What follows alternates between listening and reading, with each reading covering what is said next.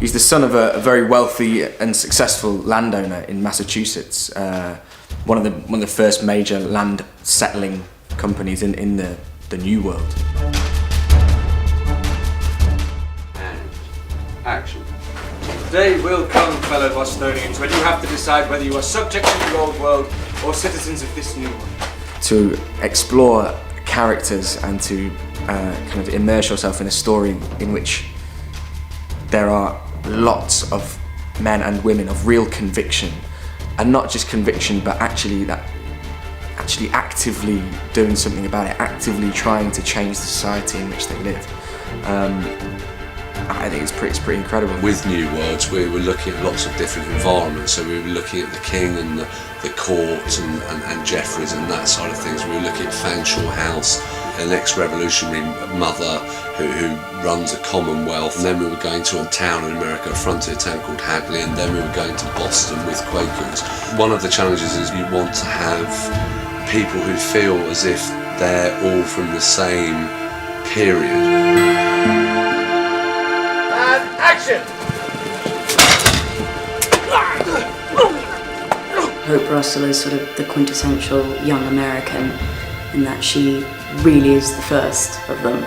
She's 19 years old and she was brought up on the frontier in Hadley and has been very familiar with the life of sort of brutality which comes with living on the frontier. You shall not touch her. Do you know who I am?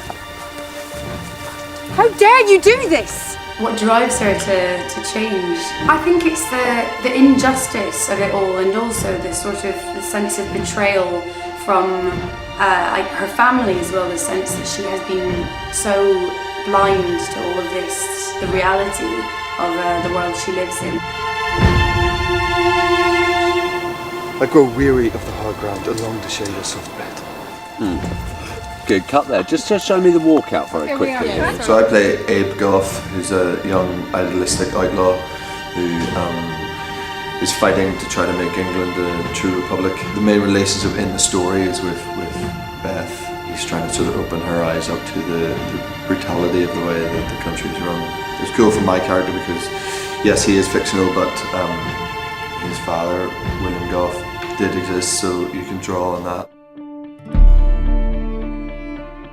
When you're casting sort of people who were real, there needs to be a slight adherence to the physicality and the sort of the look of the actor.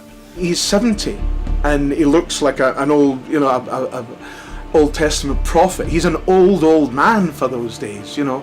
Life was brief and harsh and had to be led, I suppose, 100%. His name is Judge Jeffreys, George Jeffreys. Known to many people as Hanging Judge Jeffreys. It's very difficult to find a sort of biography about him exclusively, and in any case I didn't want to do that because I might feel sort of bound by this impression that I might get from reading. So I sort of just read around the period, just reading about the sort of times and the things in the air.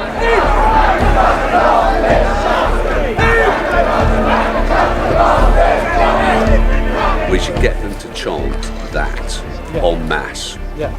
Simple, quick. Lovely. Moving on. Cut. There's so much story to tell. It's not just about one or two or three characters, you know, there's a lot of critical sort of figures within the story. There's a lot to handle for a director, but I think Charles has been brilliant. With Abe here, it's going to be good if you two are around here.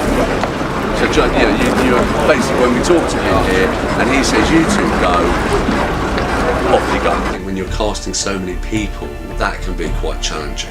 But I'm pretty pleased with the cast that we got on New Worlds. You know, there's some interesting people in it.